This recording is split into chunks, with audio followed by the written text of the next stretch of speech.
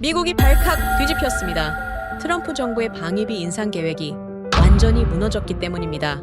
관세를 인질 삼아 무려 14조 원을 요구하던 미국에게 대한민국이 꺼내든 카드는 세계를 놀라게 했습니다. 즉시 주한미군 전체를 압수수색하람. 곧바로 시작된 압수수색에 미국은 강력히 반발했습니다. 감히 미국을 의심해? 하지만 대한민국은 아랑곳하지 않았고 단 48시간 만에 충격적인 진실과 마주하게 됩니다. 국가 예산을 빼돌렸다고. 도대체 무슨 일이 있었던 걸까요? 140조 원. 이 숫자를 처음 들었을 때 저는 펜타곤 회의실에서 웃음을 참을 수 없었습니다. 한국이 과연 이런 금액을 청구할 배짱이 있을까요? 14조 원. 방위비 인상 요구에 맞서 10배를 역청구한다. 누가 봐도 허세였죠. 적어도 그날 아침까지는 그렇게 믿었습니다.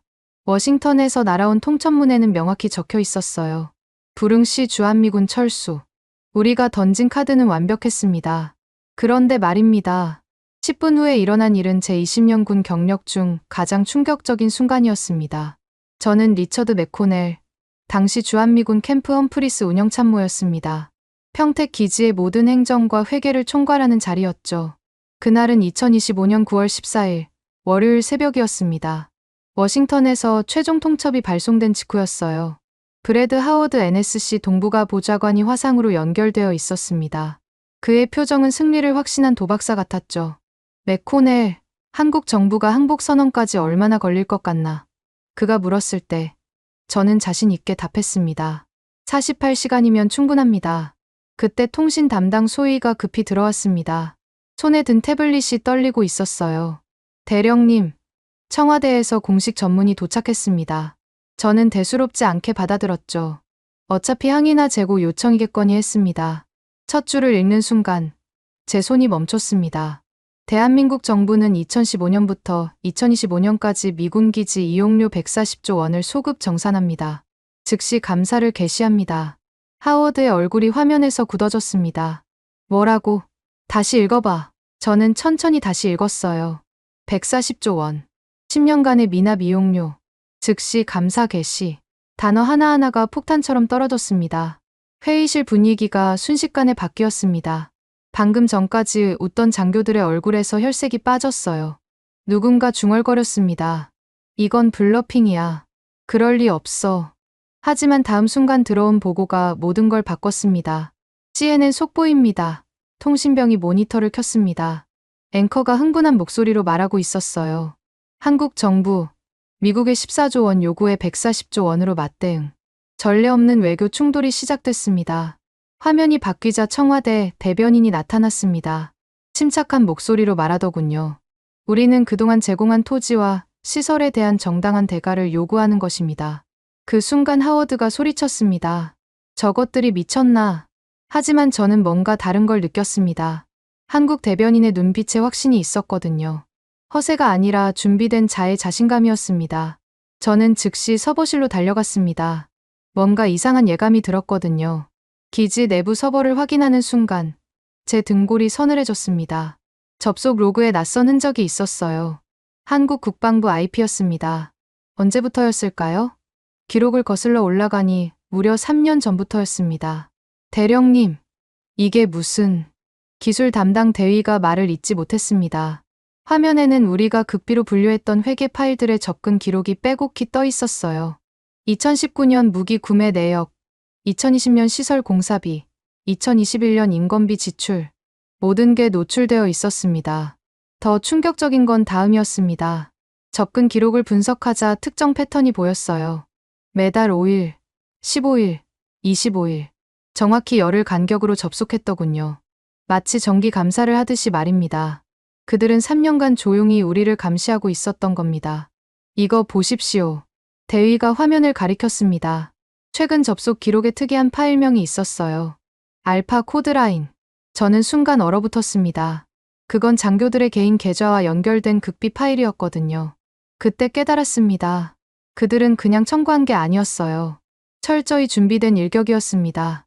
하워드가 긴급 화상회의를 소집했습니다. 백악관 상황실, 국방부, 합참이 모두 연결됐죠. 화면 속 그들의 표정은 처참했습니다. 특히 국방부 부차관보 마이클 로엘의 얼굴은 창백했어요. 이건 불가능해. 한국이 우리 서버에 어떻게.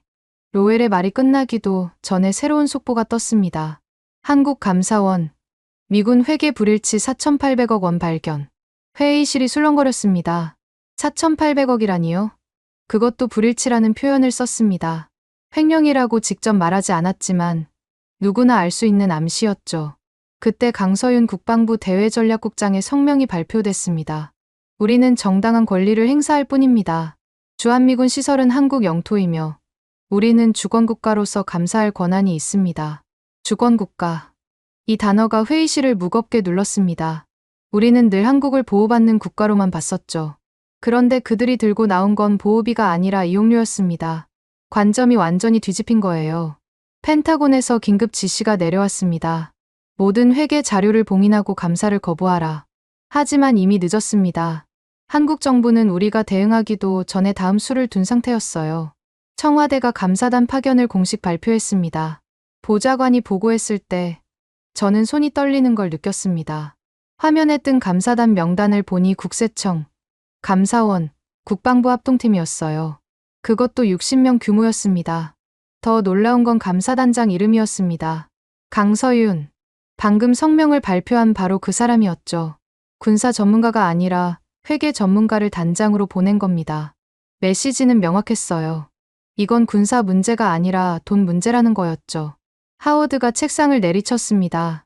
당장 저들을 막아 기지 출입을 통제하고. 하지만 그의 명령은 끝까지 이어지지 못했습니다. 누군가 조용히 말했거든요. 그럼 우리가 먼저 협정을 위반하는 겁니다. 그 말이 맞았습니다. 한미상호방위 조약에는 상호 신뢰와 투명성이 명시되어 있었죠. 감사를 거부하는 순간 우리가 먼저 조약을 어기는 셈이었습니다. 대령님, 또 다른 문제가 있습니다. 법무장교가 끼어들었어요. 한국 영토 내 미군 시설에 대한 감사권은 사실 한국 정부에 있습니다. 다만 지금까지 행사하지 않았을 뿐이죠. 침묵이 흘렀습니다. 70년간 한 번도 사용하지 않던 권리를 이제 와서 꺼내든 겁니다. 마치 오래 숨겨둔 비장의 카드처럼 말이죠. 저는 창밖을 바라봤습니다. 평택 기지의 새벽은 고요했어요. 하지만 폭풍이 오고 있다는 걸 알 수 있었습니다. 30분 후면 한국 감사단이 도착할 예정이었거든요. 서버실로 다시 내려가면서 한 가지 의문이 들었습니다. 그들은 어떻게 우리보다 우리 자신을 더 잘 알고 있었을까? 삭제했다고 믿었던 파일들, 은폐했다고 생각한 거래들. 그 모든 게 어떻게 그들 손에 들어갔을까? 통신 장교가 마지막 보고를 올렸습니다. 대령님, 이상한 점을 발견했습니다. 한국 측이 접근한 파일들, 모두 회계 관련입니다. 그것도 특정 계좌와 연결된 것들만요. 특정 계좌. 그 순간 제 머릿속에 섬광이 스쳤습니다. 혹시 그들이 찾는 건 단순한 이용료가 아니라 잠깐, 이 계좌 번호들. 저는 화면을 자세히 들여다봤습니다. 낯익은 번호들이었어요. 그중 하나는 제가 관리하는 운영비 계좌였습니다. 그런데 잔액이 이상했어요. 공식 장부와 2,800억 원이나 차이가 났습니다. 대령님, 감사단이 정문에 도착했습니다. 저는 모자를 쓰며 일어섰습니다. 이제 시작이었습니다. 14조 원의 통첩으로 시작된 이 게임이 140조 원의 역습으로 뒤집히는 순간이었죠. 그리고 저는 곧 깨닫게 될 겁니다. 이건 단순한 돈 싸움이 아니라 70년 동맹의 본질을 다시 쓰는 역사적 순간이라는 거요. 밖에서 차량 소리가 들렸습니다. 한국 감사단이 도착한 겁니다. 검은 차량 12대가 줄지어 들어오고 있었어요. 맨 앞 차량에서 강서윤 국장이 내렸습니다. 그녀의 손에는 파란색 파일이 들려 있었는데 겉표지에 프로젝트 청구서라고 적혀 있었습니다. 저는 심호흡을 하며 문을 열었습니다. 새벽 공기가 차가웠지만 앞으로 벌어질 일에 비하면 아무것도 아니었습니다. 140조 원. 이 숫자가 모든 걸 바꿀 거라는 예감이 들었습니다. 문을 열고 나가자 강서윤 국장이 저를 똑바로 쳐다봤습니다. 맥코넬 대령님이시죠? 그녀의 목소리는 차분했지만 단호했어요. 파란색 파일을 내밀며 말했습니다. 한미행정협정에 근거한 정식 감사입니다. 저는 시간을 끌어야 했습니다. 워싱턴에서 대응 지침이 내려올 때까지는 최대한 지연시켜야 했어요. 새벽에 이런 식으로 들이닥치는 건 예의가 아니지 않습니까? 강서윤 국장이 미소를 지었습니다. 14조 원 통첩도 새벽에 보내셨잖아요. 우리는 그저 같은 시간대를 택했을 뿐입니다. 그 말에 할 말이 없었습니다. 옆에 서 있던 헌병대장이 으름장을 놓으려 했지만 강서윤 국장이 다음에 한 말이 우리 모두를 얼어붙게 만들었어요. 3번 서버실부터 가겠습니다. 동관 지하 2층. 맞죠?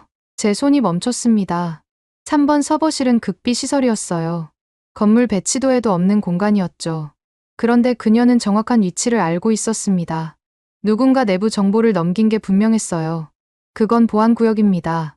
제가 단호하게 말했지만 강서윤 국장은 태블릿을 꺼내 들었습니다. 화면에는 우리 기지 내부 네트워크 구조도가 떠 있었어요. 2022년 시설 확장 때 추가된 서버실이죠. 예산 집행 내역도 있습니다. 80억 원이었던가요? 그녀가 화면을 넘기자 더 충격적인 자료가 나타났습니다. 서버실 출입 기록이었는데 제 이름이 가장 많이 찍혀 있었어요. 옆에 있던 박상우 보좌관이 끼어들었습니다. 작년 10월 27일 새벽 2시 30분. 비상 점검이라고 기록하셨는데 그날 무슨 일이 있었죠? 저는 아무 말도 할 수 없었습니다. 그날은 특별 회계 정리를 했던 날이었거든요. 공식적으로는 존재하지 않는 자금을 옮긴 날이었죠. 바로 그때였습니다. 통신 장교가 헐떡이며 뛰어왔어요. 대령님, 큰일입니다. 외부 통신이 전부 차단됐습니다. 뭐라고? 펜타곤과의 연결도, 워싱턴과의 핫라인도 모두 끊겼다는 겁니다. 강서윤 국장이 조용히 말했어요. 걱정 마세요. 감사가 끝나면 복구됩니다. 다만 외부 개입은 곤란하거든요. 그제야 깨달았습니다. 이건 단순한 감사가 아니었어요. 완벽하게 계획된 고립 작전이었습니다. 감사단 60명이 일제히 움직이기 시작했습니다. 각자 정확한 목적지를 알고 있는 듯 흩어졌어요. 어떤 팀은 회계과로, 어떤 팀은 보급창으로, 또 다른 팀은 지휘부로 향했습니다. 마치 수십 번 리허설한 것처럼 완벽한 동선이었죠. 저는 강서윤 국장을 따라 3번 서버실로 향했습니다. 엘리베이터 안에서 그녀가 물었어요. 맥코넬 대령, 알파 코드라인이 뭔지 아십니까? 심장이 쿵 내려앉았습니다. 그건 최고 기밀 암호명이었거든요. 장교들의 비공식 자금 운용을 가리키는 은어였죠. 하지만 저는 모르는 척했습니다. 그래요?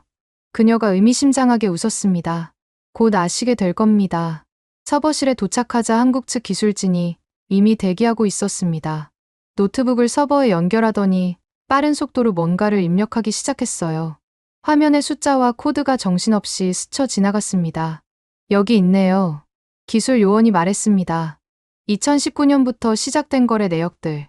강서윤 국장이 서류를 꺼내 보였습니다. 브래드 하워드가 추진한 프로젝트 독수리. 3,600억 원이 배정됐는데 실제 사용은 800억 원뿐이었죠. 나머지는 어디로 갔을까요? 제가 답하기도 전에 그녀가 이어갔습니다. 이미 알고 있습니다. 다만 당신이 직접 인정하길 원할 뿐이죠. 바로 그때 밖에서 소란이 일어났습니다. CNN 중계차가 기지 앞에 도착한 겁니다. 리사 맥클린 특파원이 카메라 앞에서 긴급 보도를 시작했어요. 역사적인 순간입니다. 한국 정부가 70년 만에 처음으로 미군 기지에 대한 전면 감사를 시작했습니다. 저는 창밖을 내다봤습니다. 기지 곳곳에서 감사단이 상자를 나르고 있었어요. 서류 뭉치들이 트럭에 실렸습니다. 우리가 수년간 쌓아온 비밀들이 하나둘 드러나고 있었죠. 대령님, 한국군 헌병대 소령이 다가왔습니다. 잠시 따라오시겠습니까? 손에는 소환장이 들려 있었습니다. 제 이름이 선명하게 적혀 있었어요. 강서윤 국장이 말했습니다. 단순한 확인 절차입니다. 다만 진실을 말하는 게 좋을 겁니다. 저는 그때 깨달았습니다. 그들은 이미 모든 걸 알고 있었어요. 이 감사는 진실을 찾는 게 아니라 우리가 진실을 인정하도록 만드는 과정이었습니다. 회의실에 들어서자 놀라운 광경이 펼쳐졌습니다. 벽 한쪽에 거대한 차트가 붙어 있었어요. 10년간의 자금 흐름도였습니다. 복잡하게 얽힌 화살표들이 마치 거미줄 같았죠. 그 중심에는 빨간 동그라미가 쳐진 이름들이 있었습니다. 브래드 하워드, 그리고 리처드 맥코넬. 앉으세요. 강서윤 국장이 말했습니다. 그녀가 노트북을 열자 화면에 영상 하나가 떴습니다. 날짜는 작년 10월 27일. 바로 제가 비상 점검을 했던 그날이었죠. 영상 속에는 제가 서버실에서 뭔가를 급하게 삭제하는 모습이 담겨 있었어요. 이 영상을 어떻게... 제 목소리가 떨렸습니다. 내부 고발자가 있었습니다. 강서윤 국장이 담담하게 말했어요. 3년 전부터 우리와 협력해 온 사람이죠. 내부 고발자라니. 우리 중 누군가가 배신자였다는 말인가요? 아니면 그가 진정한 애국자였을까요? 강서윤 국장이 새로운 파일을 열었습니다. 거기엔 충격적인 내용이 담겨 있었어요. 미군이 한국에 청구했던 방위비 중 상당 부분이 실제로는 사용되지 않았다는 증거였습니다. 허위로 부풀려진 금액이 무려 40조 원에 달했죠. 이게 바로 140조 원의 근거입니다. 그녀가 설명했어요. 정당한 방위비가 아니라 착취였죠. 저는 할 말을 잃었습니다. 우리가 동맹이라는 이름으로 해온 일들이 이렇게 추악했다니요. 밖에서 또 소란이 일어났습니다. 이번엔 미군 장교들이 항의하는 소리였어요. 하지만 한국 헌병대는 꼼짝도 하지 않았습니다. 오히려 그들에게도 소환장을 전달했죠. 제가 창밖을 보니 놀라운 장면이 펼쳐지고 있었습니다. 미군 장교 3명이 수갑을 찬 채 연행되고 있었어요. 그중 한 명은 제가 잘 아는 사람이었습니다. 회계과장 스티븐 대령이었죠. 시작일 뿐입니다. 강서윤 국장이 말했습니다. 앞으로 72시간 동안 모든 진실이 드러날 겁니다. 저는 의자에 무너져 앉았습니다. 20년간 쌓아온 경력이, 자부심이, 믿음이 모두 무너지는 순간이었어요. 그런데 이상하게도 안도감이 들었습니다. 더 이상 숨길 필요가 없다는 해방감이었을까요? 협조하시겠습니까? 강서윤 국장이 물었습니다. 저는 천천히 고개를 끄덕였습니다. 더 이상 부인할 수 없었어요. 아니, 부인하고 싶지 않았습니다. 진실은 이미 그들 손에 있었고, 저는 그 진실의 일부였으니까요. 그녀가 서류를 내밀었습니다. 시작하겠습니다. 2019년 11월부터 설명해 주시죠. 저는 펜을 들었습니다. 떨리는 손으로 첫 줄을 적기 시작했어요. 그것은 고백이자, 증언이자, 그리고 새로운 시작이었습니다. 밖에서는 여전히 감사가 진행되고 있었습니다. 트럭들이 서류를 실어 나르고, 감사관들이 분주히 움직였어요. 평택 기지는 더 이상 철옹성이 아니었습니다. 한 가지 묻겠습니다. 제가 말했습니다. 정말 140조 원을 청구할 겁니까? 강서윤 국장이 답했습니다. 그건 당신들이 보여줄 태도에 달려 있습니다. 진실을 인정하고 바로잡는다면 협상의 여지는 있겠죠. 그 말에 희망이 보였습니다. 아직 늦지 않았다는 희망이요. 하지만 그러려면 먼저 모든 걸 털어놔야 했습니다. 3년간 숨겨온 비밀들을 말이죠. 저는 심호흡을 하고 말하기 시작했습니다. 알파 코드라인은 2019년 11월 27일에 시작됐습니다. 제 고백이 시작되자 강서윤 국장이 손을 들어 저를 멈췄습니다. 잠깐만요. 그 전에 보여드릴 게 있습니다. 그녀가 기술 요원에게 신호를 보내자 대형 모니터에 서버 화면이 떴습니다. 평범한 운영체제 화면이었죠. 하지만 기술 요원이 특수 프로그램을 실행하자 완전히 다른 세계가 펼쳐졌어요. 복원 프로그램입니다. 기술 요원이 설명했습니다. 삭제된 데이터도 완벽히 되살릴 수 있죠. 제 얼굴이 창백해졌습니다. 우리가 지운 줄 알았던 모든 것들이 고스란히 남아있다는 말인가요? 화면에 숫자들이 나타나기 시작했습니다. 2019년 11월 27일. 바로 제가 말하려던 그 날짜였어요. 하지만 그 옆에 뜬 금액을 보고 저는 숨이 멎을 뻔했습니다. 2,800억 원. 제가 알고 있던 금액의 10배였습니다. 놀라셨나요? 강서윤 국장이 물었습니다. 당신은 빙산의 일각만 본 겁니다. 기술 요원이 키보드를 두드리자 복잡한 도표가 나타났습니다. 자금이 어떻게 흘러갔는지 보여주는 지도였어요. 펜타곤에서 시작된 선이 평택을 거쳐 여러 갈래로 퍼져나갔습니다. 그중 일부는 스위스로, 일부는 케이맨 제도로, 일부는 싱가포르로 향했죠. 이게 뭡니까? 제가 떨리는 목소리로 물었습니다. 당신들이 만든 시스템입니다. 강서윤 국장이 차분하게 답했어요. 방위비라는 이름으로 들어온 돈이 어떻게 사라졌는지 보여주는 지도죠. 박상호 보좌관이 끼어들었습니다. 여기 보십시오. 2020년 3월 15일, 계좌 끝번호 7348. 500억 원이 입금됐다가 이틀 후 사라졌습니다. 그 돈은 바로 여기로 갔죠. 그가 가리킨 곳은 제 개인 계좌였습니다. 아니, 정확히는 제 이름으로 만들어진 페이퍼 컴퍼니의 계좌였어요. 저는 그런 회사가 있는 줄도 몰랐습니다. 이건 조작입니다. 제가 소리쳤지만 다음 순간 나타난 화면이 제 입을 다물게 만들었어요. 제 서명이었습니다. 디지털 서명뿐만 아니라 직접 쓴 사인까지 서명했죠. 문서 제목은 특별 운영 자금 전용 승인서였습니다. 제가 술에 취해 서명했던 그 서류였어요. 당시에는 단순한 비상금 조성인 줄 알았는데 실제로는 거대한 횡령 시스템의 일부였던 겁니다. 기억나시나요? 강서윤 국장이 물었습니다. 2020년 3월 13일 캠프 험프리스 장교 클럽. 브래드 하워드가 당신에게 이 서류를 건넸죠. 어떻게 그런 세세한 것까지 아는 거죠? 그때 강서윤 국장이 사진 한 장을 보여줬습니다. 장교 클럽에서 찍은 사진이었는데 저와 하워드가 악수하고 있었어요. 배경에는 서류가 놓인 테이블이 선명하게 보였습니다. 내부 고발자가 이 사진을 찍었습니다. 그녀가 설명했어요. 당신들 중 한 명이 말이죠. 저는 사진을 자세히 들여다봤습니다. 각도로 봐서 우리 테이블 근처에 있던 사람이 찍은 게 분명했어요. 그날 거기엔 스티븐 회계과장과 마이클 로엘 부차관보가 있었습니다. 스티븐인가요? 아니면 로엘인가요? 제가 물었지만 강서윤 국장은 대답하지 않았습니다. 대신 그녀는 새로운 자료를 꺼냈어요. 이제 진짜 핵심을 보여드리죠. 화면이 바뀌자 믿을 수 없는 장면이 나타났습니다. 삭제했다고 믿었던 동영상이 재생되기 시작한 거예요. 2019년 12월의 비밀회의 영상이었습니다. 펜타곤 고위 간부들이 모여 있었고 그들은 노골적으로 말하고 있었죠. 한국에서 뽑을 수 있는 건 다 뽑아내야 한다. 하워드의 목소리였습니다. 어차피 그들은 우리 없이는 못 산다. 다른 누군가가 웃으며 답했어요. 지난달에도 300억을 빼돌렸는데 아무도 몰랐다. 회계 시스템이 완벽하다. 저는 그 목소리의 주인을 알았습니다. 합참의 로버트 헤인즈 차장이었어요. 그런데 이상한 점이 있었습니다. 영상 속 헤인즈의 표정이 불편해 보였거든요. 헤인즈 차장이 내부 고발자입니까? 제가 조심스럽게 물었습니다. 강서윤 국장이 희미하게 미소 지었습니다.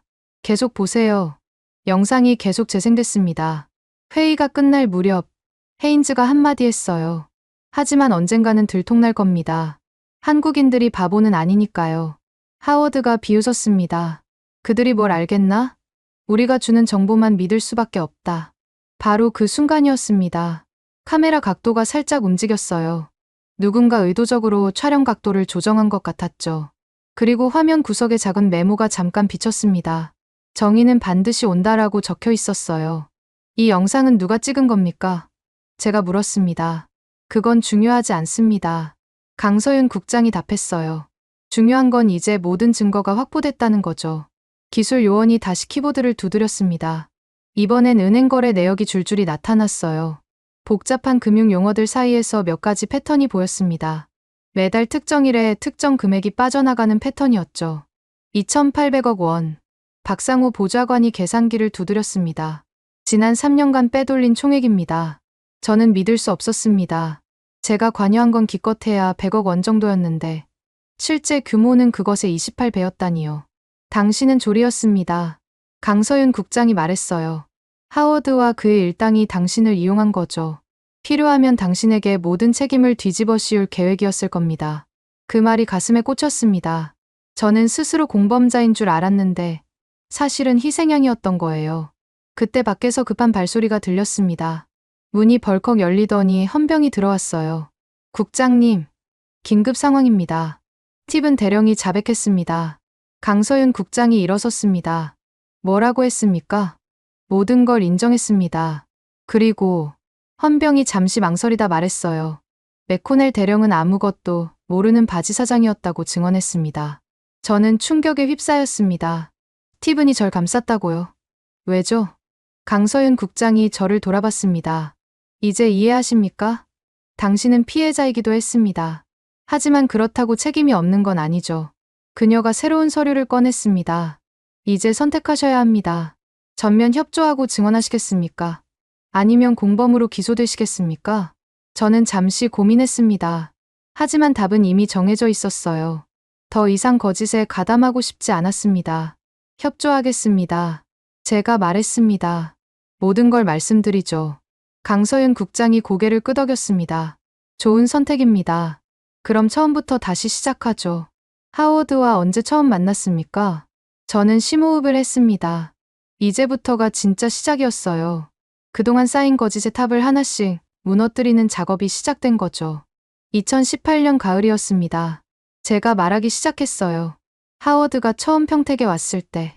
그때 갑자기 경보음이 울렸습니다. 기지 전체에 사이렌이 울려 퍼졌어요. 무슨 일인가 싶어 창밖을 보니 믿을 수 없는 광경이 펼쳐지고 있었습니다. 미군 헬기 세대가 급하게 이륙하고 있었어요. 누군가 도망치는 것 같았습니다. 강서윤 국장이 무전기를 들었습니다. 상황 보고하라. 브래드 하워드가 도주 중입니다. 무전기에서 다급한 목소리가 들렸어요. 다른 장교 2명과 함께 헬기를 탈취했습니다. 하지만 강서윤 국장은 전혀 당황하지 않았습니다. 오히려 미소를 지었죠. 계획대로네요. 계획대로요. 제가 놀라서 물었습니다. 한국 영공을 벗어나는 순간 국제 지명 수배가 떨어집니다. 그녀가 설명했어요. 도망치는 것 자체가 유죄 인정이죠. 과연 10분 후 CNN에서 긴급 뉴스가 나왔습니다. 브래드 하워드 NSC 보좌관, 횡령 혐의로 도주 중. 한국 정부, 국제 체포 영장 발부. 저는 그제야 깨달았습니다. 이 모든 게 치밀하게 계획된 작전이었다는 걸. 한국은 단순히 감사만 하러 온 게 아니었어요. 그들은 썩은 뿌리를 완전히 뽑아내려는 거였습니다. 이제 당신 차례입니다. 강서윤 국장이 말했습니다. 진실을 말할 준비가 되셨습니까? 저는 고개를 끄덕였습니다. 더 이상 숨길 것도, 숨기고 싶은 것도 없었어요. 밖에서는 여전히 헬기 소리가 멀어지고 있었습니다. 하워드의 도주는 끝이 아니라 시작이었죠.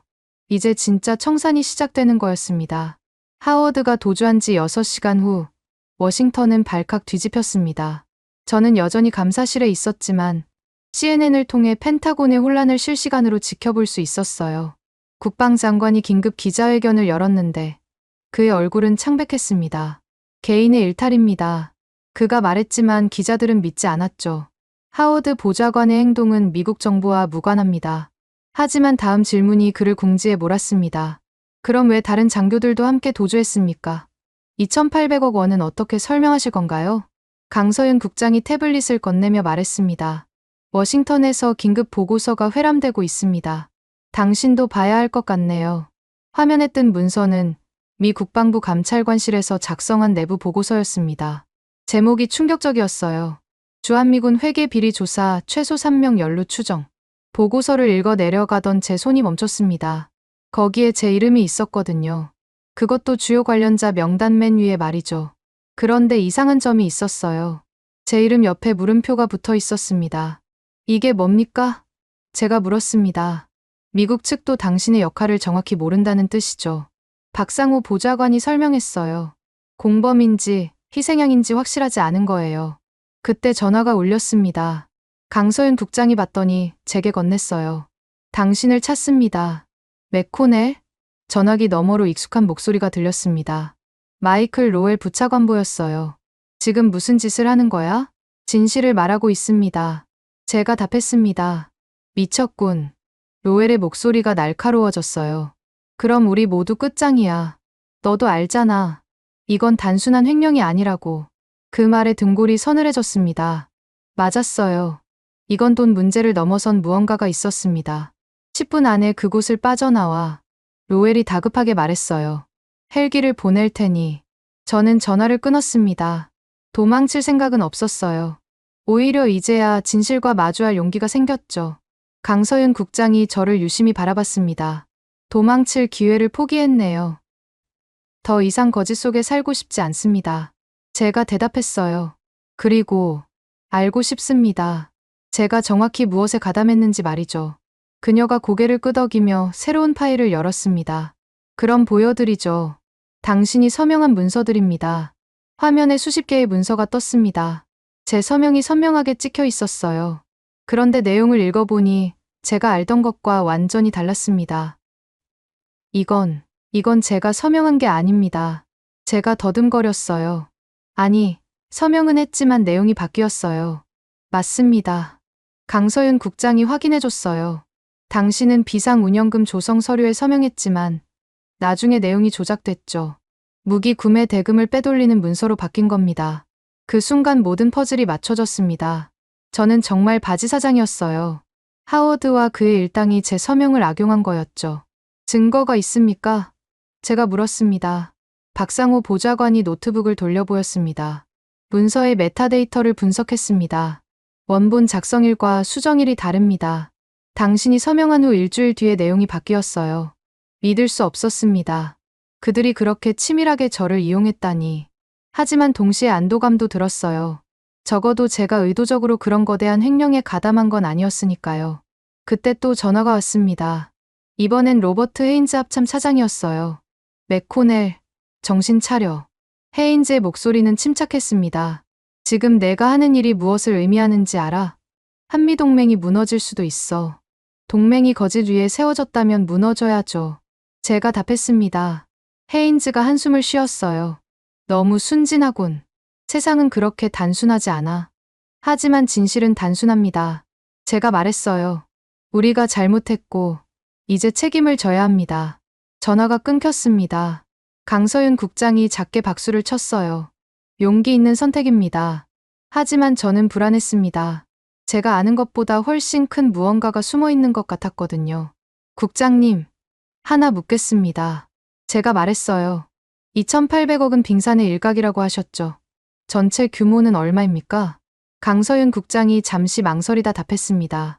지난 10년간 약 40조 원이 부정하게 사용됐습니다. 40조 원. 숨이 막혔습니다. 그럼 140조 원 청구가 터무니없는 게 아니었어요. 오히려 정당한 요구였죠. 그 돈이 다 어디로 갔습니까? 제가 물었습니다. 일부는 개인 계좌로, 일부는 유령 회사로, 일부는 그녀가 말을 멈췄습니다. 일부는 다른 목적으로 사용됐죠. 다른 목적. 그게 뭔지 묻고 싶었지만 그때 방문이 벌컥 열렸습니다. 헌병 2명이 미군 대령 1명을 끌고 들어왔어요. 팁은 회계과장이었습니다. 그의 얼굴은 초췌했지만 눈빛은 여전히 날카로웠어요. 맥코넬, 이 배신자. 배신자는 당신이죠. 제가 답했습니다. 미국과 한국, 양쪽 모두를 배신했습니다. 스티븐이 비웃었어요. 정의의 사도라도 된 것처럼 굴지 마. 너도 돈 받았잖아. 받았습니다. 제가 인정했어요. 하지만 그게 뭔지도 모르고 받았죠. 당신들이 저를 이용했습니다. 그래, 이용했지. 스티븐이 갑자기 웃기 시작했어요. 하지만 내가 아는 건 아무것도 없어. 이 모든 게 더 큰 계획의 일부야. 강서윤 국장이 끼어들었습니다. 무슨 계획입니까? 스티븐이 입을 다물었습니다. 하지만 그의 표정이 모든 걸 말해줬어요. 정말로 더 큰 무언가가 있었던 겁니다. 말하면 감형해드리죠. 강서윤 국장이 제안했지만 스티븐은 고개를 저었습니다. 어차피 끝났어. 그가 중얼거렸어요. 하워드가 도망친 순간 모든 게 무너졌지. 그 말이 이상했습니다. 하워드의 도주가 왜 모든 걸 무너뜨린다는 거죠? 강서윤 국장도 뭔가 눈치챈 듯 했습니다. 하워드가 가진 게 뭡니까? 문서. 아니면 다른 무언가? 스티븐이 입을 열려다 다시 다물었습니다. 그리고 변호사를 요구했어요. 그가 끌려나간 후 감사실에 무거운 침묵이 흘렀습니다. 우리 모두 같은 생각을 하고 있었죠. 이 사건이 단순한 횡령을 넘어선 무언가라는 거요. 대령님, 강서윤 국장이 진지하게 물었습니다. 프로젝트 독수리에 대해 아는 게 있습니까? 프로젝트 독수리. 어제 그녀가 언급했던 그 프로젝트였죠. 예산 3,600억이 배정됐다고 하셨죠? 맞습니다. 하지만 공식 문서에는 그 프로젝트가 존재하지 않아요. 그녀가 설명했어요.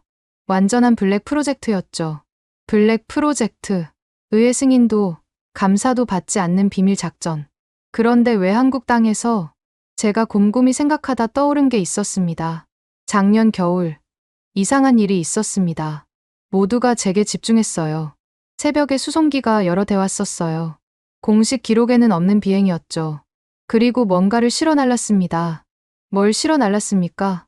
박상우 보좌관이 물었습니다. 모르겠습니다. 하지만 저는 기억을 더듬었어요.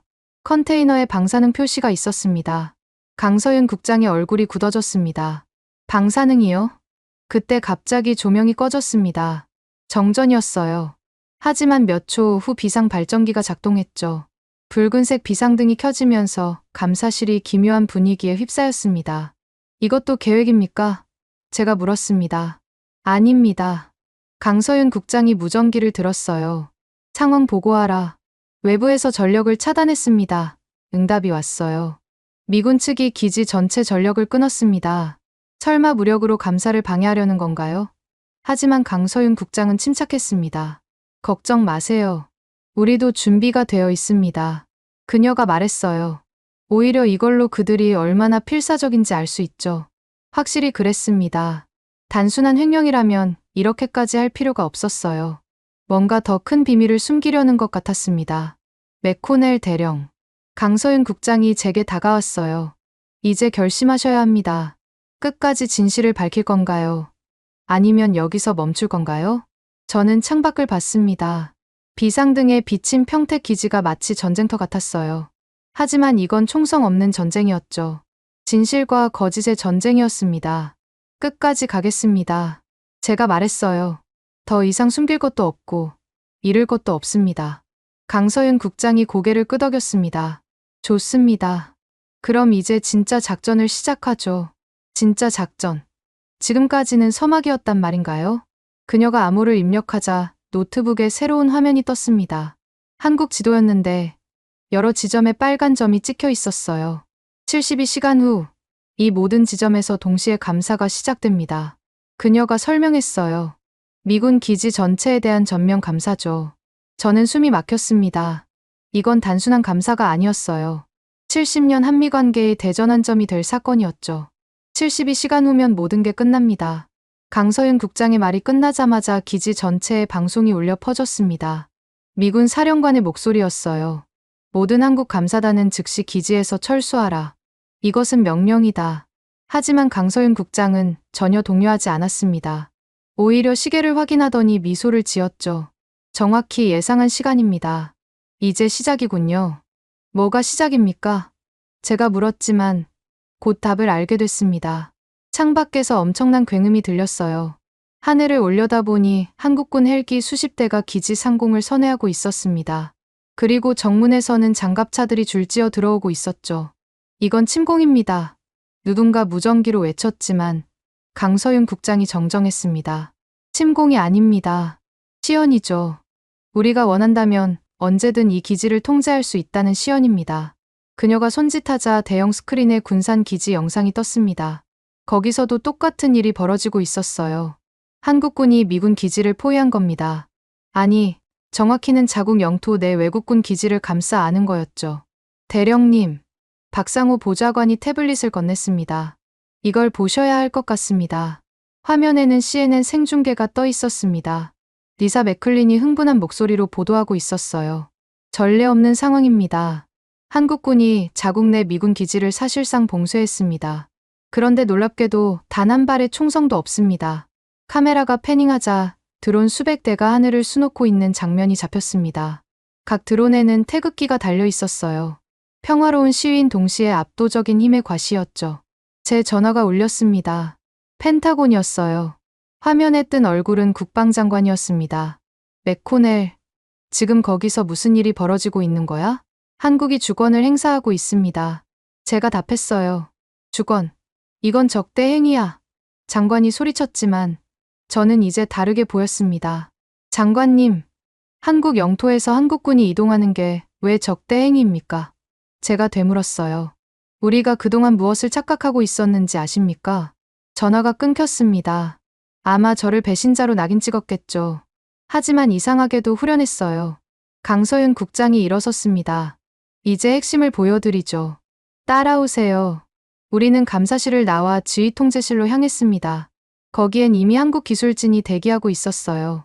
미군 시스템과 병렬로 연결된 한국 시스템이 작동 중이었죠. 뭘 하려는 겁니까?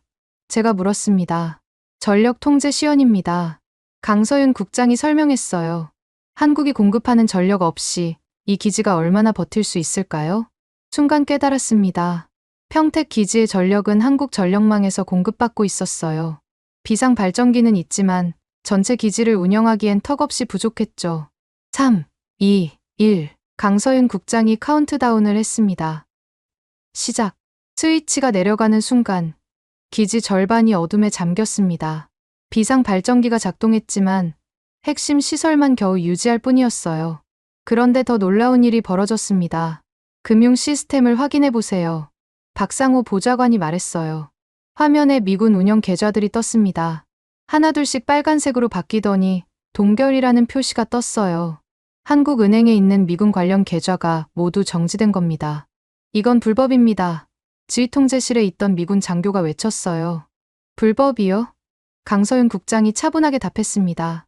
의심스러운 자금 흐름이 포착되면 조사를 위해 계좌를 동결하는 건 국제 관례입니다. 2,800억 원이 사라졌는데도 그냥 두라는 말씀이신가요? 미군 장교가 할 말을 잃었습니다. 법적으로 한국의 조치는 정당했어요. 문제는 그동안 한국이 이런 권리를 행사하지 않았다는 것뿐이었죠. 그때 놀라운 장면이 펼쳐졌습니다. 동결된 계좌 중 3개에서 특이한 거래, 내역이 발견된 거예요. 바로 어제 하워드가 도주하기 직전에 거액이 인출됐던 흔적이었습니다. 800억 원. 기술 요원이 보고했어요. 스위스 계좌로 송금됐습니다. 도주 자금이었구나. 하워드는 미리 준비하고 있었던 겁니다. 그런데 왜 하필 어제였을까요? 하워드는 알고 있었습니다. 제가 말했어요. 한국이 감사를 시작할 걸 미리 알았던 거예요. 강서윤 국장이 고개를 끄덕였습니다. 맞습니다. 그래서 우리는 일부러 정보를 흘렸죠. 쥐를 구멍 밖으로 나오게 하기 위해서요. 모든 게 계산된 작전이었습니다. 한국은 단순히 대응한 게 아니라 미국 측의 행동을 유도하고 조종했던 거예요. 밖에서 또 굉음이 들렸습니다. 이번엔 한국군 전투기였어요. F-35 편대가 낮게 비행하며 힘을 과시했습니다. 그 모습을 드론이 촬영하고 CNN이 전 세계에 생중계했죠. 이제 이해하십니까? 강서윤 국장이 제게 물었어요. 한국은 더 이상 보호받는 나라가 아닙니다. 우리도 F-35를 운용하고 첨단 무기를 갖췄죠. 무엇보다 이 땅의 주인은 우리입니다. 그 말이 가슴에 꽂혔습니다. 70년간 우리는 한국을 지켜준다고 믿었어요. 하지만 어느새 한국은 스스로를 지킬 수 있는 나라가 되어 있었죠. 아니, 어쩌면 항상 그럴 수 있었는데 우리가 인정하지 않았던 건지도 모릅니다. 맥코넬 대령. 한국군 대령이 다가왔습니다. 이걸 보십시오. 그가 보여준 문서는 충격적이었어요. 한국이 그동안 미군 기지를 위해 제공한 모든 것의 목록이었습니다. 토지, 시설, 세금 면제, 각종 지원. 금액으로 환산하면 정말로 140조 원이 넘었어요. 우리는 청구서를 보낸 게 아닙니다. 그가 설명했어요. 그동안 제공한 것의 가치를 보여준 거죠. 제가 창밖을 보니 미군 병사들이 당황한 표정으로 서 있었습니다. 전기도, 통신도, 심지어 화장실 물도 나오지 않는 상황이었어요. 한국이 제공하는 모든 걸 차단하자 기지가 마비된 겁니다. 이건 공격이 아니라 정화였다. 제가 무의식 중에 내뱉은 말에 강서윤 국장이 놀란 듯 쳐다봤습니다. 무슨 의미입니까? 그동안 우리 관계가 얼마나 불균형했는지 깨닫게 해주는 정화요. 제가 설명했어요. 한국 없이 우리는 아무것도 할 수 없다는 진실을 보여주는 거죠. 바로 그때 전화가 울렸습니다. 백악관이었어요. 대통령 보좌관이 직접 전화한 거였습니다. 즉시 철수 준비를 하라. 그가 명령했어요. 한국이 이런 식으로 나온다면 우리도 가만히 있지 않겠다. 하지만 강서윤 국장은 평온했습니다. 철수하세요. 다만 비용을 계산해 보셨나요? 그녀가 보여준 자료에 따르면 주한미군 철수 비용은 최소 32조 원이었습니다. 장비 이동, 시설 철거, 환경 정화, 그리고 가장 중요한 건 전략적 가치의 상실이었죠. 중국이 좋아하겠네요. 박상호 보좌관이 냉소적으로 말했어요. 미군이 떠나면 즉시 그 공백을 메우려 들 테니까요. 그 말에 백악관도 할 말을 잃었습니다. 한국을 잃는다는 건 동북아 전체를 잃는다는 뜻이었어요. 시연은 계속됐습니다. 한국군 특수부대가 기지 주요 시설 앞에 도열했어요. 침투가 아니라 시위였죠. 우리가 마음만 먹으면 언제든 접근할 수 있다는 무언의 메시지였습니다. CNN 카메라가 그 모든 걸 담았습니다. 전 세계가 지켜보는 가운데 힘의 균형이 재조정되고 있었어요. 이제 아시겠습니까? 강서윤 국장이 물었어요. 우리는 동등한 동맹을 원합니다. 일방적인 보호가 아니라 상호 존중 말입니다. 저는 고개를 끄덕였습니다. 그녀의 말이 옳았어요. 진정한 동맹은 평등한 관계에서만 가능했죠. 그때 미군 사령관이 백기를 들었습니다. 문자 그대로였어요. 흰 깃발을 들고 한국 측의 대화를 요청한 겁니다. 감사를 받아들이겠습니다. 사령관이 말했어요. 대신 전력을 복구해 주십시오. 강서윤 국장이 신호를 보내자 기지에 다시 불이 들어왔습니다. 하지만 이제 모든 게 달라졌어요. 한국이 준 것을 한국이 거둘 수 있다는 걸 모두가 목격했으니까요. 저는 깨달았습니다. 제가 믿었던 힘의 질서가 무너지고 있었어요. 아니, 애초에 그런 질서는 없었는지도 모릅니다. 있었던 건 그저 한국의 인내심과 예의뿐이었죠. 맥코넬 대령. 강서윤 국장이 손을 내밀었습니다. 이제 진짜 동맹을 만들어갈 시간입니다. 저는 그 손을 잡았습니다. 손이 떨렸지만 이상하게도 마음은 편안했어요. 거짓의 성이 무너지고 진실의 토대가 놓이는 순간이었으니까요. 밖에서는 여전히 드론이 날고 있었습니다. 태극기를 단 드론들이 성조기가 펄럭이는 기지 위를 선회하는 모습은 새로운 시대의 서막 같았습니다. 72시간 시연이 끝난 다음 날, 워싱턴은 발칵 뒤집혔습니다. 저는 여전히 평택에 있었지만 화상 연결로 미국 정부회계감 사원 GAO 청문회에 참석하고 있었어요. 화면 너머로 보이는 의회 청문회장은 전쟁터 같았습니다. 의원들의 얼굴에는 분노와 당황이 뒤섞여 있었죠. 맥코넬 대령. GAO 원장이 저를 불렀습니다. 당신이 제출한 자료를 검토했습니다. 이게 모두 사실입니까? 제가 전날 밤 강서윤 국장과 함께 정리한 서류는 600페이지가 넘었어요. 10년간의 회계 조작, 횡령, 그리고 은폐의 역사였죠. 사실입니다. 제가 답했어요. 그리고 이건 제가 접근할 수 있었던 자료만 정리한 겁니다. 실제로는 더 많을 겁니다. 청문회장이 웅성거렸습니다. 한 의원이 손을 들었어요. 그럼 한국이 주장하는 140조 원이 근거가 있다는 말입니까? 오히려 보수적인 계산입니다. 제가 답했습니다. 실제 피해는 그 이상일 수 있습니다. 바로 그때 GAO 수석 감사관이 일어섰습니다. 그의 손에는 두꺼운 보고서가 들려 있었어요. 우리는 지난 48시간 동안 한국 측이 제공한 데이터를 철저히 검증했습니다. 그가 말하기 시작했어요. 결론부터 말씀드리면 한국의 주장은 정당합니다. 의회가 술렁거렸습니다. 한 의원이 벌떡 일어났어요. 그건 불가능합니다. 우리가 그들을 보호해왔는데 어떻게? 보호의 대가를 과대 청구했기 때문입니다. 감사관이 차분하게 답했어요. 지난 10년간 미군은 실제 사용하지 않은 비용까지 한국에 청구했습니다. 그 금액이 40조 원입니다. 화면을 통해 로버트 헤인즈 합참 차장의 얼굴이 보였습니다. 그는 고개를 숙이고 있었어요. 그리고 천천히 입을 열었죠. 인정합니다. 헤인즈의 고백에 모두가 충격을 받았습니다. 우리는 동맹이라는 이름으로 한국을 착취했습니다. 저는 놀랐습니다. 헤인즈가 진실을 말할 줄은 몰랐거든요. 그런데 그의 다음 말이 더 충격적이었어요. 저는 3년 전부터 이 사실을 알고 있었습니다. 그리고 그가 잠시 망설이다 말했어요. 한국 측에 정보를 제공한 사람이 저입니다. 청문회장이 아수라장이 됐습니다. 헤인즈가 내부 고발자였다니. 미합참 차장이 한국과 내통했다는 말인가요? 배신자, 누군가 외쳤지만 헤인즈는 담담했습니다. 배신이 아닙니다. 양심입니다. 그가 말했어요. 진정한 동맹은 정직에서 시작됩니다. 우리는 너무 오랫동안 거짓말을 해왔어요. 강서윤 국장이 제 옆에서 조용히 말했습니다. 헤인즈 차장은 진정한 애국자입니다. 미국의 명예를 회복하려 했으니까요. GAO 원장이 보고서를 펼쳤습니다. 구체적인 수치를 발표하겠습니다. 화면에 숫자들이 떴습니다. 보는 것만으로도 숨이 막혔어요. 2015년부터 2025년까지 허위 청구 40조 원, 미신고 수익 20조 원, 횡령 및 유용 15조 원, 토지 및 시설 무상 사용 55조 원, 세금 면제 혜택 10조 원. 의원이 계산기를 두드렸습니다. 합계 140조 원이군요. 맞습니다. GAO 원장이 확인했어요. 한국의 청구는 정확합니다. 그때 마이클 로엘 부차관보가 발언권을 얻었습니다. 그는 여전히 저항하려 했어요. 하지만 우리가 제공한 안보의 가치는 어떻습니까? 그건 돈으로 환산할 수 없습니다. 안보요? 강서윤 국장이 화면에 나타났습니다. 어제 시연으로 증명했잖습니까? 한국은 스스로를 지킬 수 있습니다. 오히려 미국이 한국 없이는 동북아에서 발붙일 곳이 없죠. 로엘이 반박하려 했지만 의장이 막았습니다. 충분합니다. 이제 표결하겠습니다. 표결 주제는 단순했어요. 한국의 140조 원 청구를 인정할 것인가, 말 것인가. 의원들이 하나둘 손을 들었습니다. 찬성, 찬성, 찬성. 압도적이었어요. 반대표는 고작 세 분이었습니다. 가결되었습니다.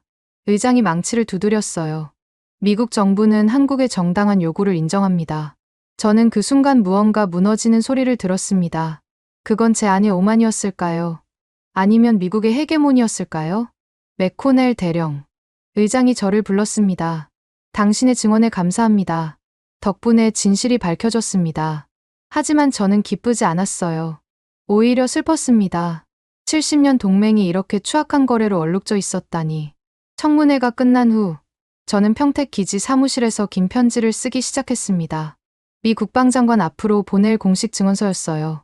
저는 20년간 주한미군에서 복무했습니다. 첫 문장을 쓰는 손이 떨렸어요.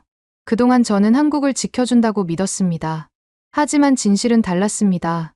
강서윤 국장이 들어왔습니다. 도와드릴까요? 아닙니다. 저는 고개를 저었어요. 이건 제가 직접 써야 합니다. 편지는 계속됐습니다. 우리는 보호자가 아니라 점령군처럼 행동했습니다. 동맹이 아니라 상하 관계를 강요했습니다. 이제 그 관계를 바로잡을 때입니다. 쓰면서 깨달았어요. 이건 단순한 증언서가 아니라 고해성사였습니다. 20년간 쌓인 죄책감을 털어놓는 과정이었죠. 프로젝트 독수리는 무기 거래를 위장한 돈 세탁이었습니다. 제가 가장 쓰기 힘들었던 부분이었어요. 브래드 하워드는 이를 주도했고 저는 모르고 가담했습니다. 그때 전화가 울렸습니다. 펜타곤이었어요. 맥코넬, 증언서를 철회하라. 누군가 명령했지만 저는 거부했습니다. 이미 늦었습니다. 제가 답했어요. 저는 진실편에 서기로 했습니다. 전화가 끊기고 저는 계속 썼습니다. 마지막 문장이 가장 중요했어요. 이것은 패배가 아니라 정직으로 돌아가는 길입니다. 진정한 동맹은 거짓이 아닌 진실 위에 세워져야 합니다. 서명을 하고 봉인했습니다. 20년 군 경력이 이 한 장의 종이로 끝날지도 모르지만 후회는 없었어요. 강서윤 국장이 봉투를 받아들었습니다. 이걸로 많은 게 바뀔 겁니다. 알고 있습니다. 제가 답했어요. 하지만 변화가 필요했습니다. 그녀가 나가려다 돌아섰어요. 한 가지 묻겠습니다. 왜 이렇게까지 하시는 겁니까? 저는 창밖을 바라봤습니다. 한국 국기와 미국 국기가 나란히 펄럭이고 있었어요. 같은 높이에, 같은 크기로. 저도 아들이 있습니다. 제가 말했어요. 그 아이가 자랄 세상은 거짓이 아닌 진실 위에 서 있어야 한다고 믿습니다. 강서윤 국장이 고개를 끄덕이고 나갔습니다. 혼자 남은 저는 CNN을 켰습니다. 속보가 나오고 있었어요. 브래드 하워드, 스위스에서 체포, 한국으로 송환 예정. 하워드의 도주도 결국 실패했군요. 도망칠 곳은 어디에도 없었던 겁니다. 이어서 백악관 대변인이 나타났습니다. 미국 정부는 한국과의 새로운 관계를 모색하겠습니다. 평등하고 상호 존중하는 관계를 만들어가겠습니다. 평등, 상호 존중. 70년 만에 처음 나온 단어들이었어요. 그때 문을 두드리는 소리가 났습니다. 들어온 사람은 의외로 스티븐 회계과장이었어요. 수갑을 차고 있었지만 표정은 평온했습니다. 맥코넬, 그가 말했어요. 미안하다. 너를 이용한 것에 대해. 왜 그랬습니까? 제가 물었어요. 처음엔 단순한 욕심이었어. 그가 한숨을 쉬었어요. 하지만 나중엔 시스템에 갇혀버렸지. 빠져나올 수 없었어. 시스템. 우리 모두가 그 시스템의 노예였던 건지도 모릅니다. 하나 알려주고 싶은 게 있어. 스티븐이 말했어요. 프로젝트 독수리는 돈 세탁보다 더 큰 문제야. 뭡니까? 무기 밀매. 그가 속삭였어요. 한국 정부도 모르게 무기를 빼돌려 제3국에 팔았어. 그 돈이 3천억이 넘어. 저는 충격을 받았습니다. 동맹국 영토에서 불법 무기 거래라니. 스티븐이 끌려나간 후 저는 즉시 이 정보를 강서윤 국장에게 전달했습니다. 그녀의 표정이 굳어졌어요. 이제 정말 끝을 봐야겠네요. 그녀가 말했어요. 저는 알았습니다. 이제 단순한 회계 감사를 넘어선 무언가가 시작될 거라는 걸. 그리고 그 중심에 제가 서 있다는 것도요. 밤이 깊어가고 있었습니다. 하지만 저는 잠들 수 없었어요. 내일이면 제 증언서가 공개될 테고, 그럼 모든 게 바뀔 테니까요. 창밖의 별을 보며 생각했습니다. 진실은 때로 고통스럽지만 거짓보다는 낫다고. 그리고 이제야 진정한 동맹이 시작될 수 있을 거라고. 이튿날 아침, 저는 펜타곤으로 소환됐습니다. 비행기에서 내려 펜타곤 건물을 바라보니 감회가 새로웠어요. 20년 전 처음 이곳에 왔을 때는 자부심으로 가득했었죠. 하지만 이제는 무거운 진실을 안고 돌아온 겁니다. 기자회견장 앞은 이미 수백 명의 기자들로 북적였습니다.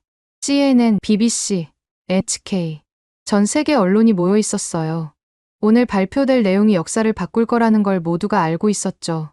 맥코넬 대령, 국방장관 비서관이 저를 안내했습니다. 장관님이 기다리고 계십니다. 장관 집무실에 들어서자 뜻밖의 인물들이 있었어요. 로버트 헤인즈 합참 차장, 그리고 화상으로 연결된 강서윤 국장이었습니다. 앉으세요.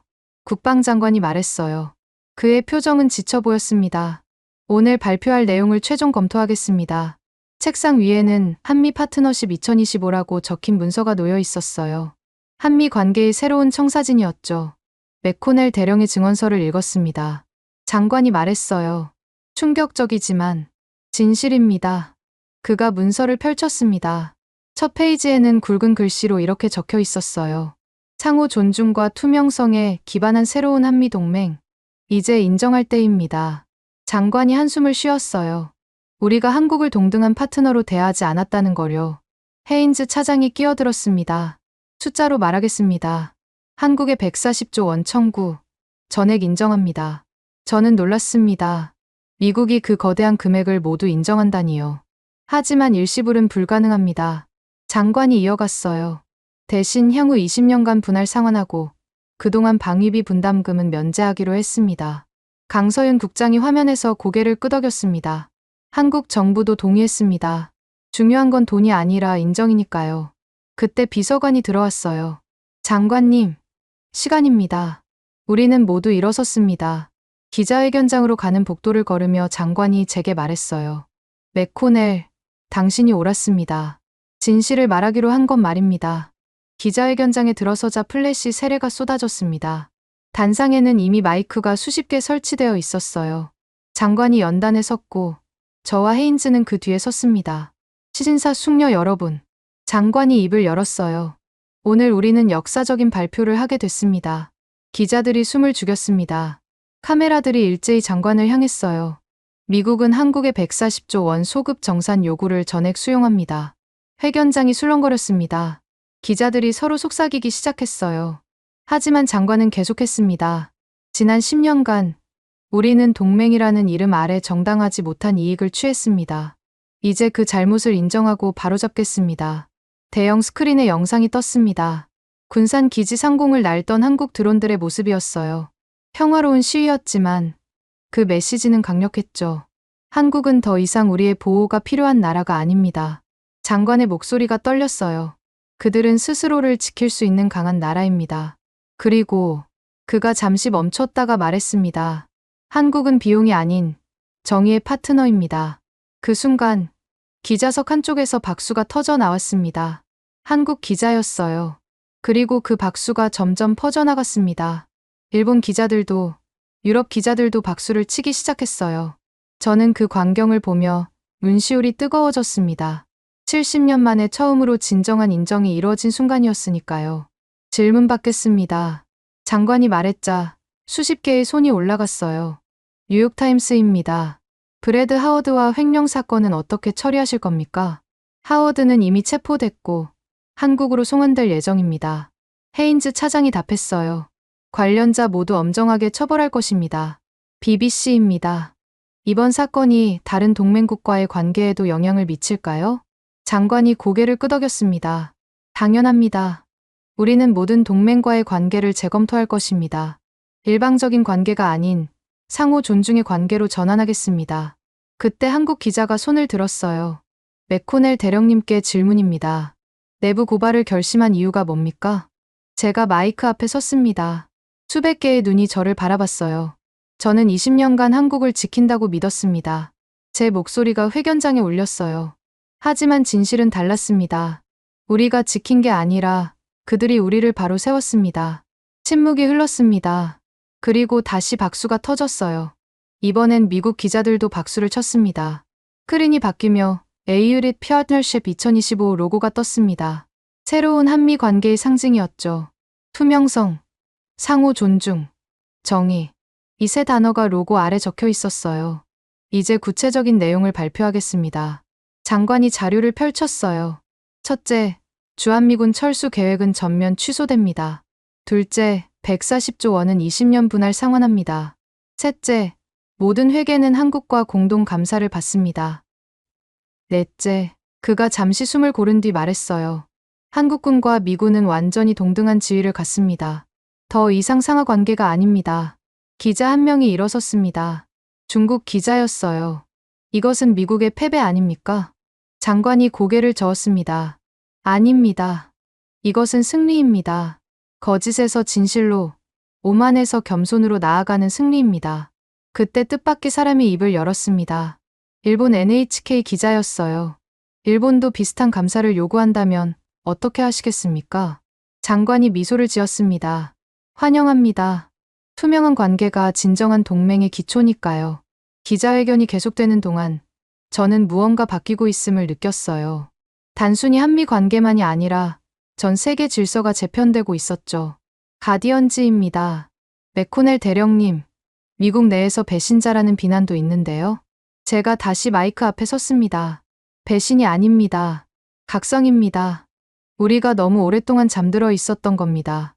그때 화면에 강서윤 국장이 나타났습니다.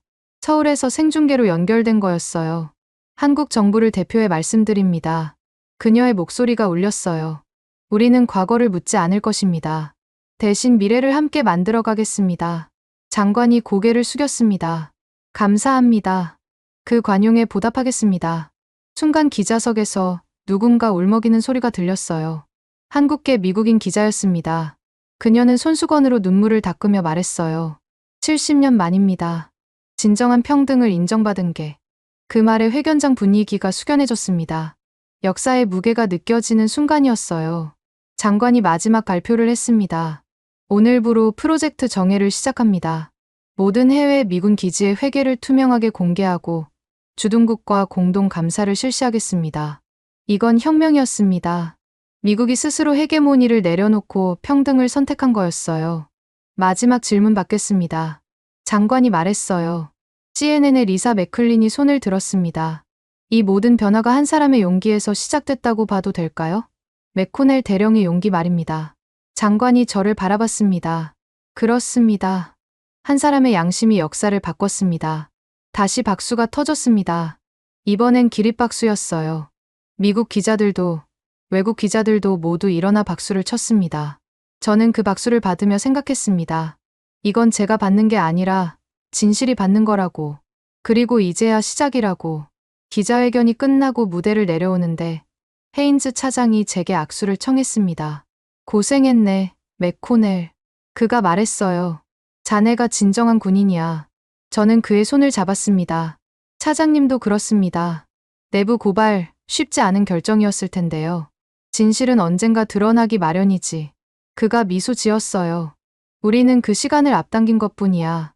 밖으로 나오니 펜타곤 상공에 무지개가 떠 있었습니다. 비가 오는 적도 없는데 신기했어요. 마치 새로운 시작을 축복하는 것 같았습니다. 전화가 울렸습니다. 강서윤 국장이었어요.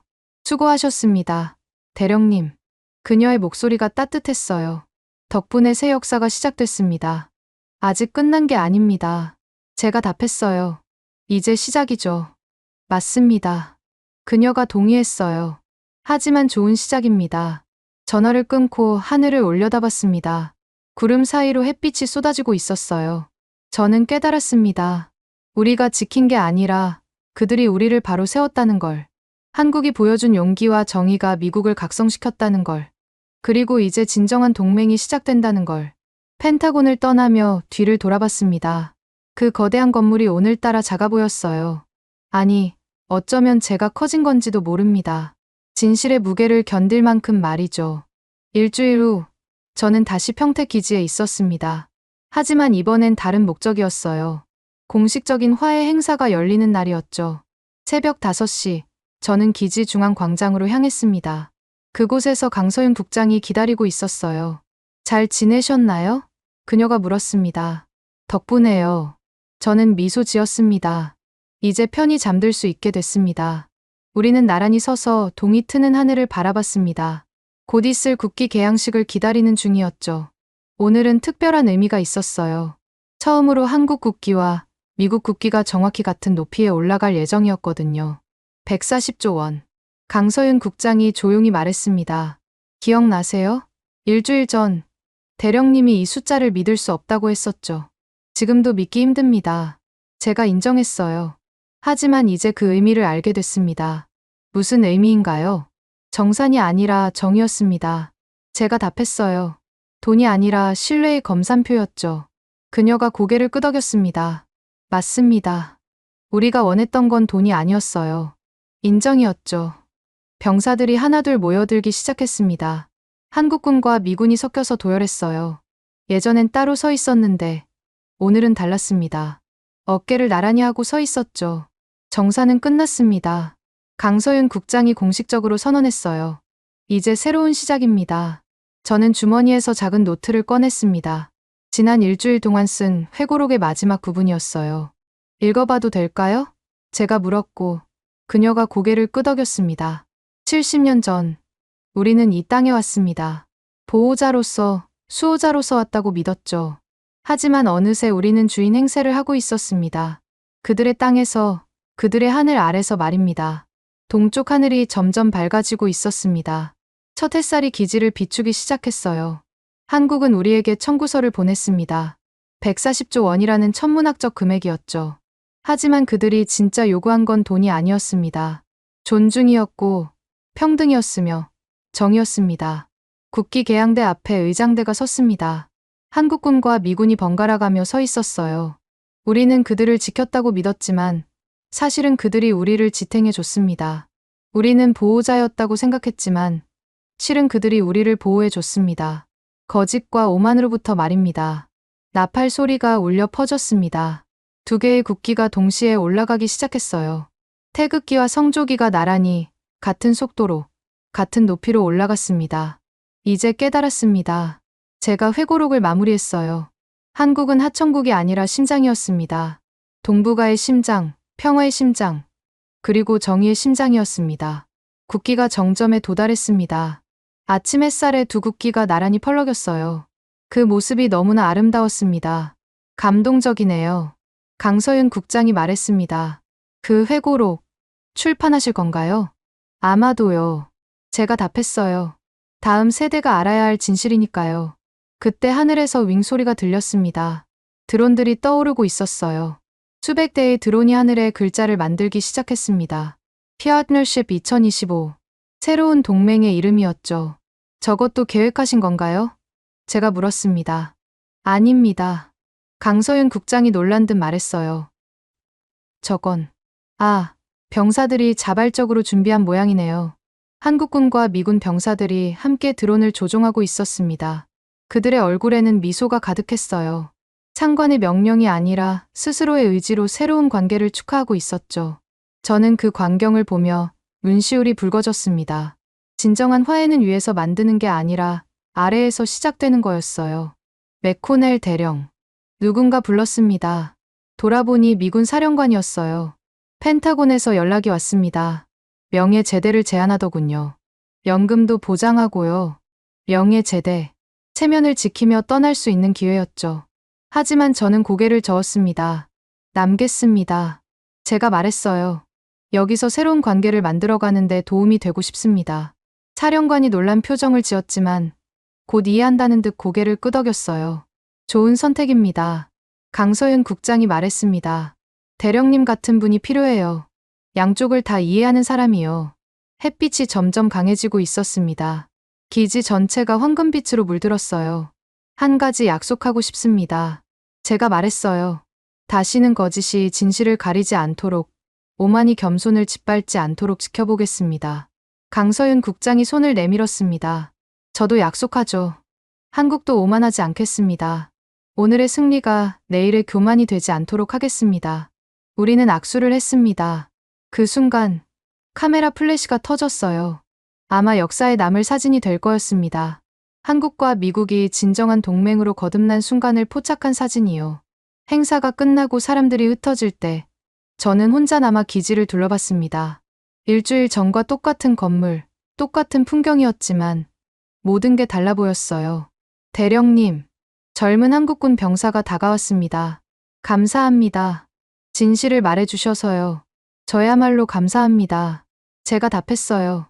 용서해 주셔서요. 병사가 경례를 했고 저도 답례했습니다. 같은 높이에서, 같은 존중으로, 마지막으로 저는 회고록에 한 문장을 더 적었습니다. 140조 원의 청구서는 종이 한 장이 아니었다. 그것은 70년 동안 쌓인 불평등을 청산하고 새로운 100년을 시작하는 계약서였다. 그리고 우리는 마침내 그 계약에 서명했다. 펜을 내려놓고 하늘을 올려다봤습니다. 드론들이 여전히 날고 있었어요. 이제는 태극 문양과 별들을 함께 그리고 있었습니다. 저는 미소 지었습니다. 끝이 아니라 시작이었어요. 거짓에서 진실로, 오만에서 겸손으로, 불평등에서 평등으로 나아가는 긴 여정의 시작이었습니다. 그리고 저는 그 여정의 증인이자 참여자가 될 것입니다. 평택의 아침 햇살이 온 세상을 비추고 있었습니다. 대한민국이 잘하고 있다고 생각하신다면, 한국 최고, 대한민국이 아직 멀었다고 생각하신다면, 한국 힘내라. 여러분의 생각을 댓글로 남겨주세요. 지금까지 감동을 더하다였습니다.